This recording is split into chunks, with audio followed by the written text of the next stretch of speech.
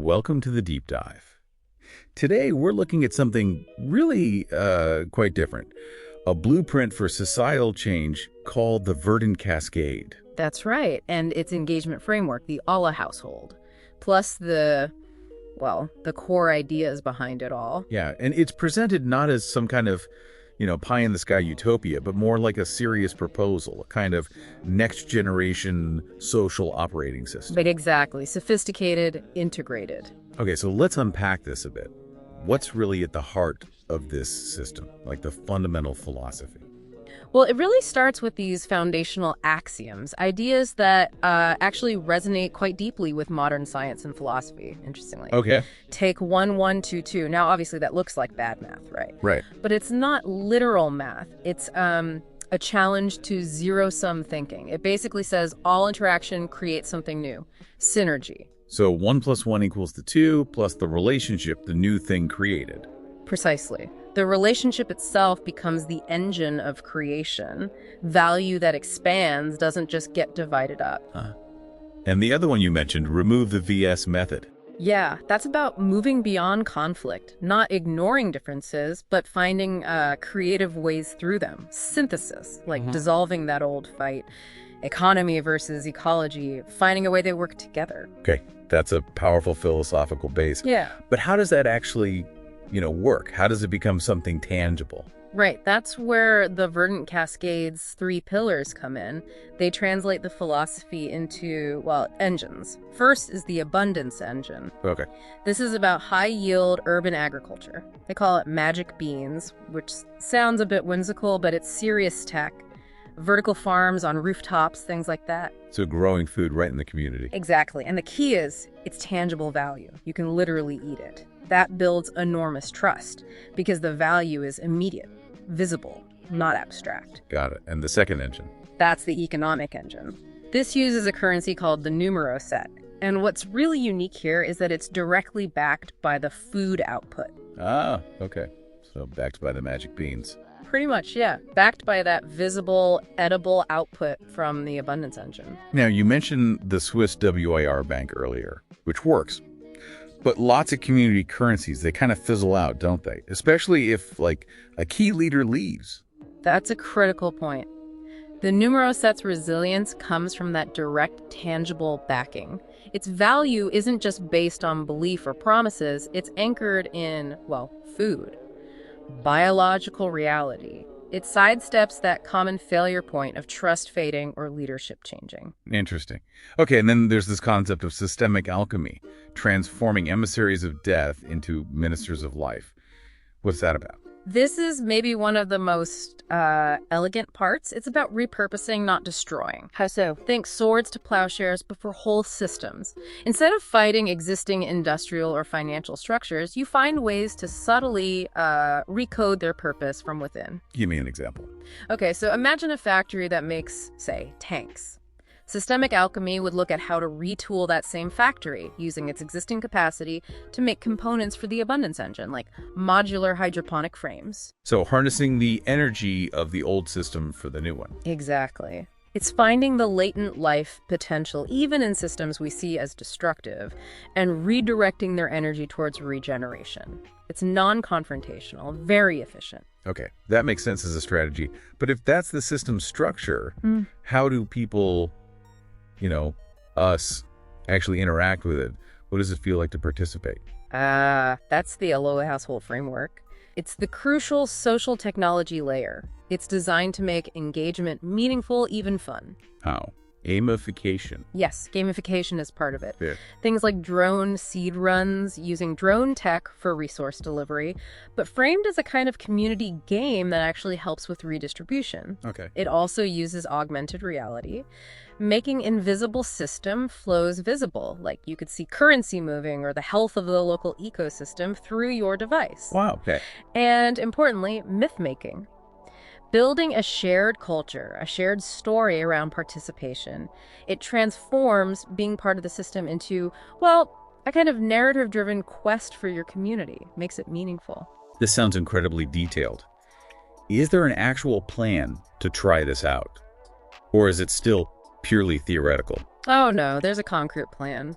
The sources lay out a phased implementation roadmap, specifically for a pilot project in Henderson, Tennessee. Henderson, Tennessee. Okay, so how would they even start something like this? The critical first step identified is establishing a community land trust, a CLT.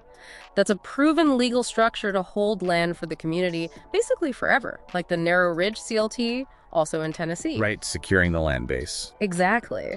And alongside that, building a formal partnership with the local university, Freed-Hardeman University, for research, expertise, student involvement, and the intellectual and human capital. So, okay, we've gone from these deep principles like 1x1, 2, all the way to rooftop gardens, a food-backed currency, repurposing factories, and even drone games, all starting with the land trust in Tennessee. It's quite a comprehensive vision. It really is. And ultimately, the whole thing, its success, it doesn't just depend on the clever mechanics of the design. It really hinges on that fundamental shift in perspective. From versus to and. Essentially, yes. Replacing that adversarial zero-sum thinking with a generative mindset. It's about patiently cultivating something more resilient, more joyful, frankly, more effective a way of living that eventually makes the old combative system feel obsolete because, well, this is just better. A fascinating approach. It leaves you thinking, doesn't it? What verses in your own life, or maybe in the systems you deal with every day, could actually be transformed into a generative 1x1, 2 relationship, something to ponder. Welcome back to our deep dive. Today, we're really getting into something quite ambitious. It's described as a full blueprint for, well, societal transformation. We're looking at the Verdant Cascade model, this Hulla household idea for engagement. And the principles underneath it all, think of it less like, a fantasy and more like a really integrated proposal, a kind of next-gen social operating system. So, okay, let's unpack this a bit. What's really at the core? What are the absolute foundational ideas holding this thing up? Well, what's really fascinating is that it's built on these foundational axioms, principles that actually resonate quite deeply with, modern science and philosophy. Take 1x1, for example. Now that looks like a math mistake, right? Yeah, a little bit. But it's not. It's designed to challenge our usual sort of zero-sum thinking. It suggests that interaction itself is inherently generative, that 1 + 1 creates something totally new, the relationship itself. It's basically saying that relationship is the engine of creation. It expands value, doesn't just divide it up. And then there's remove the VS method. This is all about moving beyond conflict, A versus B, finding new syntheses instead, like dissolving that false choice between, say, the economy versus the environment. That sounds, well, incredibly aspirational. I mean, in a world so often based on competition, how does that vision become something, practical, something tangible you can actually touch? Yeah, that's the key question, isn't it? It translates into 3 core pillars for this Verdant Cascade system. First up, you've got the abundance engine. This uses high-yield urban farming. The sources call it magic beans, kind of a fun name. Magic beans, okay. Basically, think vertical farms on rooftops, maybe vacant lots. And crucially, this produces tangible food, stuff you can actually eat. That builds immediate, real trust within the community, you see. It's not abstract. Right, it's not just numbers on a screen. Exactly. Then second, there's the economic engine. This is their numero set currency. And the really critical part here is that it's backed directly by that visible, edible output, the food. This tackles a major failure point we've seen in many historical complementary currencies. They often struggled because they lacked that tangible backing. Unlike, say, successful systems like the Swiss WIR bank, which is quite robust. Got it. And then this idea of systemic alchemy, turning emissaries of death into ministers of life. That sounds very powerful, maybe a bit idealistic. How does it propose to actually transform existing systems, not just fight them? It's about the power of inversion, really. It's about repurposing, taking existing industrial financial systems and instead of trying to tear them down. Which is often confrontational and difficult. Exactly. Instead, you repurpose them. Think, the classic swords to plowshares idea, but applied system-wide. So maybe a factory that made tanks, it gets retooled to build, say, modular hydroponic frames for those urban gardens we talked about. Okay, I see. It's a strategy that aims to be non-confrontational, efficient.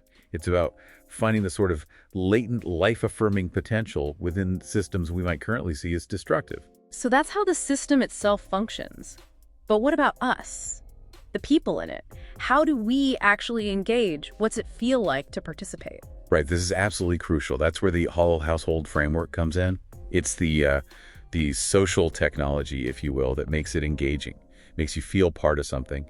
It uses gamification, like imagine drone seed runs. Competition gets turned into redistribution, with drones delivering resources based on actual community needs. Huh, interesting. And it uses augmented reality. So invisible system flows like how the currency is moving or the health of the local environment become visible, tangible, right there on your phone perhaps. Makes it real. Makes it real.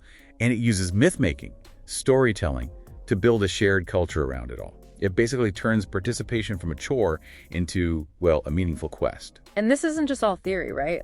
The sources mention a specific implementation plan. Absolutely. It's not just pie in the sky. There's a detailed, phased roadmap outlined for a pilot project, specifically in Henderson, Tennessee, which brings up the practical question. How do you even start something like this? Yeah, we're step one. Step one, according to the plan, is setting up a community land trust, a CLT. That's a proven model, actually, for securing land for community benefit, kind of like the Narrow Ridge CLT, also in Tennessee. And alongside that, building a formal partnership with the local university, Freed-Hardeman University in Henderson, for, expertise and support. Okay, so you've got this whole picture. It connects these sort of deep generative ideas to actual gardens, to a new kind of money, and a way to engage that feels more like a community adventure. Exactly. And ultimately, its success seems to hinge less on just the cleverness of the design and more on a fundamental shift in how we think. Moving from that adversarial versus mindset to a generative one. It's about patiently building something more resilient, maybe more joyful, definitely more effective. Something that aims to make the old, less functional systems kind of obsolete just by offering a better alternative. So thinking about that shift, what verses in your own life or maybe in the systems you deal with every day could potentially be transformed, turned into one of those generative 1-by-1-2 relationships? Something to think about.